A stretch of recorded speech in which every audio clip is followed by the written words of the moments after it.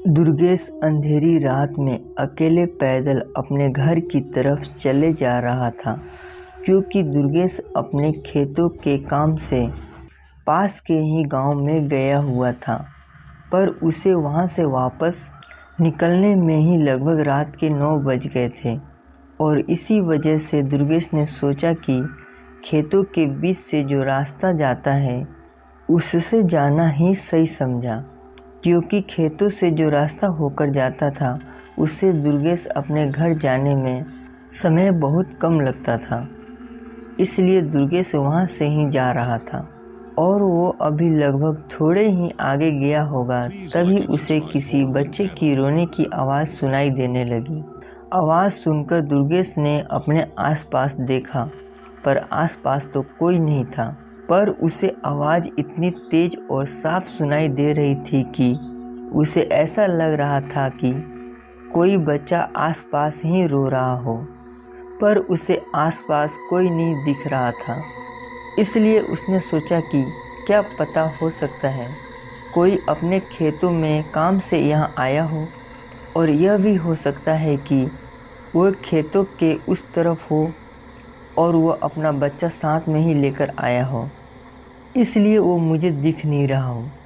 इतना बोलने के बाद दुर्गेश उस बच्चे की आवाज़ को अनसुना कर आगे की तरफ चलने लगता है। पर वो जैसे जैसे आगे जा रहा था तो वैसे वैसे उस बच्चे के रोने की आवाज़ भी तेज होती जा रही थी।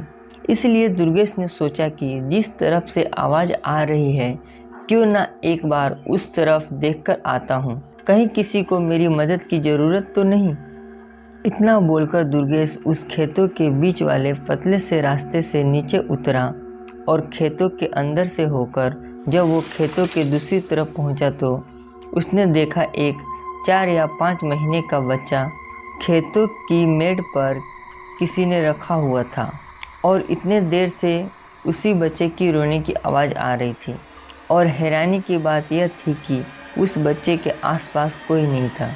पहले तो दुर्गेश ने आसपास देखा, फिर उसने ज़ोर से चिल्लाते हुए आवाज़ लगाई, कोई है? मैं कहता हूँ कोई है यहाँ? यह किसका बच्चा है? कौन इसे यहाँ रख के गया है? अरे मैं कहता हूँ कोई है यहाँ? पर दुर्गेश को उसकी बात का कोई जवाब नहीं आया। इसलिए दुर्गेश ने सोचा थोड़ी देर इस बच्चे के पास ही खड़े होकर देखता हूँ, आखिर कौन है वो पागल जो अपने इतने छोटे बच्चे को यहाँ अकेले छोड़कर चला गया है। इतना बोलकर दुर्गेश लगभग आधे घंटा तक उस बच्चे के पास ही खड़ा था, पर वहाँ कोई उस बच्चे को लेने नहीं आया। फिर शायद दुर्गेश भी समझ चुका था कि कोई इस बच्चे को यहाँ छोड़कर चला गया है। इसलिए दुर्गेश गुस्से में ही बोलने लगता है, पता नहीं कैसे कैसे लोग हैं, बच्चा तो पैदा कर लेते हैं, उसे पाल नहीं पाते। अब बताओ इसमें इस छोटे से बच्चे की क्या गलती है? पर मैं इस बच्चे को यहाँ ऐसे मरने नहीं दे सकता, मैं अपने घर लेकर जाऊँगा। इससे इतना बोलकर दुर्गेश ने उस बच्चे को अपनी गोद में उठाकर अपने घर की तरफ जाने लगता है। पर दुर्गेश अभी भी गुस्से में ही था। वे अभी कुछ ना कुछ उल्टा सीधा बोलता हुआ जा रहा था, पर तभी उसे ऐसा लगता है जैसे उस बच्चे का वजन बढ़ रहा हो।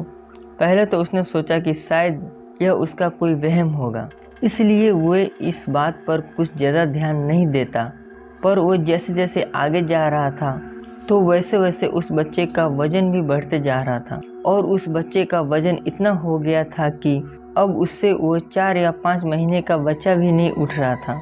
पर तभी दुर्गेश ने उस बच्चे के पैरों की तरफ देखा तो उसके अंदर एक डर की हवा सी चलने लगी, क्योंकि उसने देखा उस बच्चे के पैर अब इतने बड़े हो गए थे कि वे बस ज़मीन को टच होने ही वाले थे।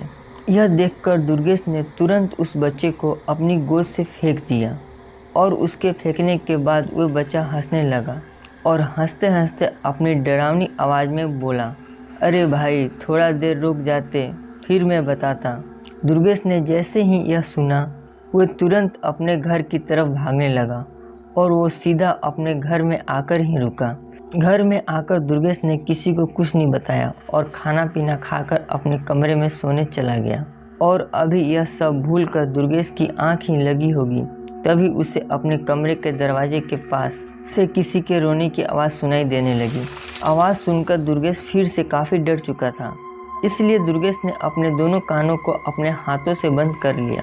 पर उसका भी उसे कोई फ़ायदा नहीं हुआ, क्योंकि उसके कान बंद करने के बाद वो रोने की आवाज़ और बढ़ गई और अब आवाज़ इतनी तेज़ हो गई थी कि अब वो उस आवाज़ के कारण सोना तो दूर की बात, वो सही से वहाँ बैठ भी नहीं पा रहा था। और इसी के चलते दुर्गेश हिम्मत करके अपने बिस्तर से उठा और दरवाजे की तरफ गया। और जैसे ही उसने अपने कमरे का दरवाज़ा खोला तो उसे बाहर कोई नहीं दिखा, और साथ ही जैसे ही उसने दरवाज़ा खोला वैसे ही वो जो रोने की आवाज़ उसे परेशान कर रही थी वो आवाज़ भी बंद हो गई। पर अब दुर्गेश को उस कमरे में अकेले सोने में बहुत डर लग रहा था, इसलिए वो सीधा अपने दादा के कमरे में गया और उनको सारी बात बताई। तो उन्होंने घर के मंदिर में जो गंगा जल का डिब्बा रखा हुआ था उसमें से थोड़ा सा गंगा जल दुर्गेश के ऊपर डाला। फिर दुर्गेश से कहा, दुर्गेश आज तुम यहीं सो जाओ, फिर सुबह सब ठीक हो जाएगा। और फिर उसके बाद दुर्गेश अपने दादाजी के कमरे में ही सो गया। और फिर उसके बाद दुर्गेश को कभी ना तो वो बच्चा दिखा और ना ही उस बच्चे की रोने की आवाज़ सुनाई दी। दोस्तों, आज की कहानी के लिए बस इतना ही। मिलते हैं किसी और नई कहानी के साथ। जब तक आप हमारे इस चैनल को सब्सक्राइब कर देवें। धन्यवाद। आपको यह कहानी कैसी लगी कमेंट बॉक्स में बताएं।